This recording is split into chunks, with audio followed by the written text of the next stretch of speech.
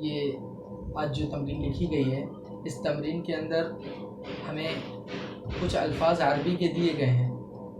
سب سے پہلے ان الفاظ کے معنی ہمیں بدلانا ہے، اور پھر انہی الفاظ کو جملوں میں استعمال کرنا ہے۔ جیسا کہ آپ وائٹ بورڈ پر دیکھ رہے ہیں کہ التأکد من معانی الکلمات التالیۃ واستخدامها فی الجمل، کہ الفاظ جو نیچے دیے گئے ہیں ان کے معنی لکھیے، نوٹ کریے، اور اس کے بعد ان کو اپنے جملوں میں استعمال کریے۔ یہ پورا دیا ہوا ہے تمرین کے شروع میں کہ ہمیں یہ سب چیزیں کرنا ہے۔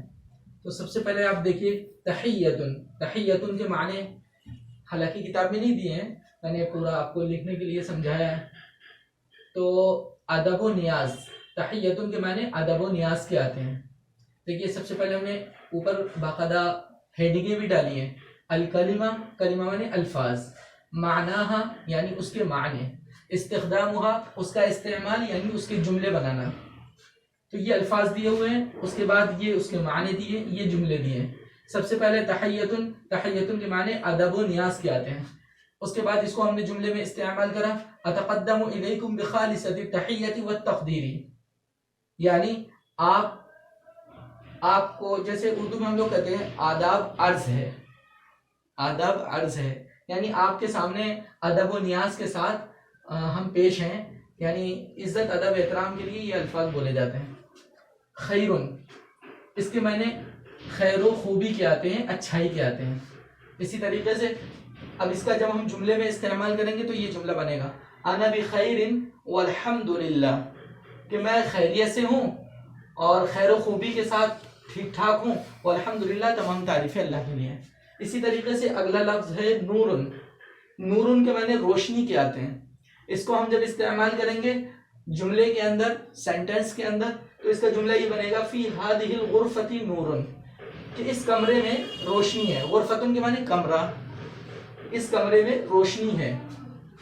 اہلن، اہلن کے معنی آتے ہیں کہیے صاحب، جیسے عام طور پر جب دو لوگوں میں ملاقات ہوتی ہے تو کہتے ہیں اور سنائیے صاحب، کہیے صاحب، تو یہ اس سینس میں استعمال ہوتا ہے اہلن، اس کے معنی کہیے صاحب۔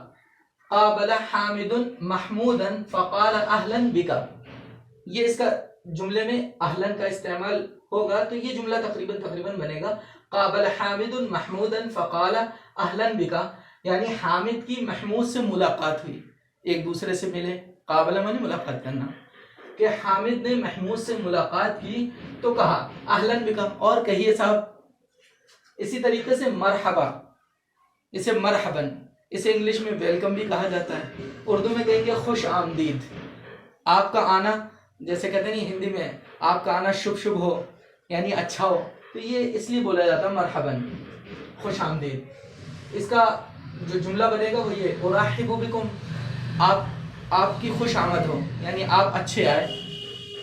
اس کے بعد پھر اگلا ایک لفظ دیا ہوا ہے استفسارن، استفسارن کے معنی آتے ہیں پوچھ گچھ کے، پوچھنا، تحقیق کرنا۔ تو عیادۃ المریض والاستفسار عن حالۃ الصحۃ عادۃ حسنۃ، یہ ہم نے اس کو جملے میں استعمال کیا ہے استفسارن کو۔ دیکھیے یہاں پر استفسار کا استعمال ہوا ہے، یعنی مریض کی عیادت کرنا اور اس کی حالت کے بارے میں پوچھنا کہ آپ کی حالت کیسی ہے، کیسے ہیں آپ۔ یہ ایک اچھی عادت ہے، عادۃ حسنۃ، ایک اچھی عادت ہے کہ مریض کی عیادت کرنا اور اس کی حالت اور صحت کے بارے میں پوچھنا۔ اسی طریقے سے دیکھیے سلامتن، سلامتن کے معنی سلامتی، امن و سکون کے آتے ہیں، یہ ترجمہ اس کا۔ اور اس کے بعد پھر اس کو ہم نے جملے میں استعمال کرا، اللہ یسلمک، اللہ آپ کو سلامت رکھے، اللہ آپ کو خوش رکھے، اللہ آپ کو امن و شانتی سے رکھے، یہ سارے ترجمے ہوں گے۔ تو اس طریقے سے یہ، اس کے بعد ایک تمرین اور دی ہوئی ہے، تو وہ اصل میں ہوم ورک ہے، گھر کا کام ہے، اس کو کتاب میں جو لکھا ہے واجب منزلی کے نام سے لکھا ہے، یعنی گھر کا کام، ہوم ورک جسے ہم لوگ بولتے ہیں انگلش کے اندر۔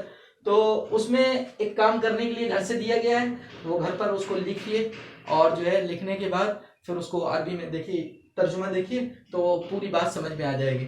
ترجمۃ نص الدرس الی اللغۃ الام لاعادتہ الی اللغۃ العربیہ، اس کا ترجمہ ہوگا کہ سبق کے خلاصے کو آپ لکھیے اپنی مادری زبان میں، مدر ٹنگ میں، جو بھی آپ کی، جیسے ہم لوگوں کی اردو ہے یا انگلش ہے یا کوئی بھی لینگویج ہے، اس کے اندر ہم کیا کریں گے، سبق کی تھیم لکھنا ہے.